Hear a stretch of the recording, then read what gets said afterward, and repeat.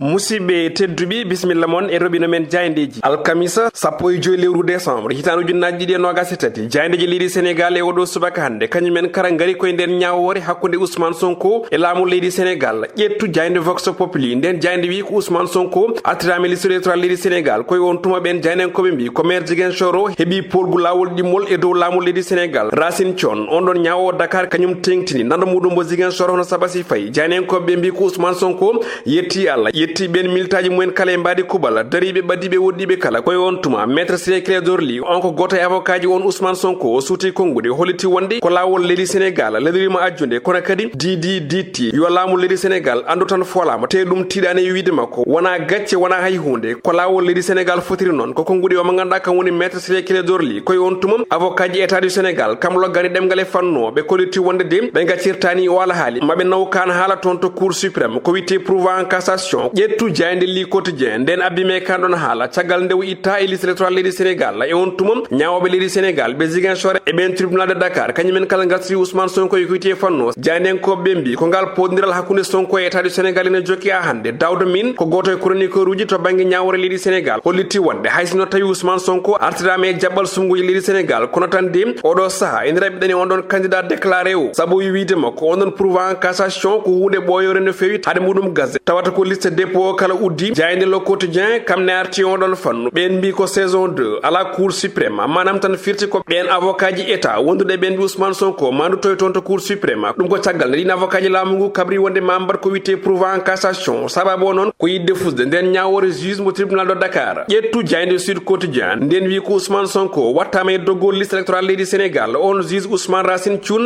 kañum tawti on juge Sabassi Faye mo Ziguinchor yamirde wonde yo inde Ousmane Sonko watte liste électoral leydi Sénégal suite et pas fin ko hunde kongude nden jayde enquête wande natal Ousmane Sonko e hello gardidi nden ɗon jayde ɓen jaynenkoɓe kolliti wonde ko hankide on gadilanda Pastef o heeɓi polgu fayidingu e dow laamu leydi Sénégal kono de gunɗon polgu jaynenkoɓe mbi ko yonani taw nde tawno ɓen avocat ji état du Sénégal kabri wonde manaw ɗum ko witte prouva en cassation fandare nde ko fusde nden ñawore on ɗon juge mo tribunal de Dakar grand panel wi ko Ousmane Sonko heddima e dandu présidentiel 2024 kono tan de on maire mo Ziguinchor jogui tan ko balɗe sappo e ɗiɗi gam jeeye hen walla ni wasde jeere hen sababu o noon ko nden haare hakkude makko e état du Sénégal ina jokki jogude serdodeɓe ko noon cour suprême yurno jayde l'observateur ina tawi toon e hello tati alhaali Karim Wade goto e candidat ji sungoji 2024 jaynenkoɓe mbi ko yiɓitini on ɗon communication makko to banggue réseau social kala e kuɓal kono tan de ndin juɓɓudi ko ɗum faux départ ko noon jaynenkoɓe mbi e on tuma ɓen ɓe l'observateur ɗon ɗo heddi lebbi ɗiɗi e balɗe seeɗa ko ɗin sungoji présidentiel ne jettoɓe kolliti wonde tan ko hakkillaji kala nen dokki e oɗo saha kanko Abdoul Karim Wade candidature makko wona ko gonɗi e nder hoore makko jayde le regard quotidien kamne hokki konngol goto e candidat ji déclaré sungoji paadi on woni Aminata Touré men ɗo wonde horeje jagoro leydi Sénégal kono kadi gondunoɗe e mawɗo leydi ndi Macky Sall kanko Aminata Touré de o waɗi yewtere yanje ɓen ɗon jayndiyankoɓe on mo joom coalition Mimi 2024 ɓen jayndiyankoɓe binde gaddude bindol wonde ko vidi on ɗon sac makko manam kala ko wonno e nder on sac Mimi Touré yonki ha laaɓi ceero ko wonno en sac noon jayndiyankoɓe mbi ko ñiŋoje kono kadi e jendoje faade état leydi Sénégal kono kadi hunde programme makko e ɗin sungoji 2024 ƴettu jayde las quotidien nokku ɗo guddete robine men jaydeje oɗo ñalawma hande hello mabɓe tati jaynenkoɓe mbaɗi ko natal Mouhamadou Moustapha Ba on ko jagoɗo tambiɗo gueɗe faggudu leydi Sénégal ɗum ko caggal nde FMI ɓerde muɗum ɓuuɓe nder leydi meɗen Sénégal ɓen Fonds monétaire international waɗi junggo e jiifa yaltini ko tolni e temedere capanɗe jeegom e jeegom milliard e halis CFA ɗum ko gam leydi meɗen Sénégal hokki ɗon kabaru ko on jagoɗo tambiɗo gueɗe faggudu leydi Sénégal bandiraɓe musidɓe tedduɓe ko ɗo kaddam men moon e roɓindo jayndeji ha janggo so Allahu lamɗo jaaɓi.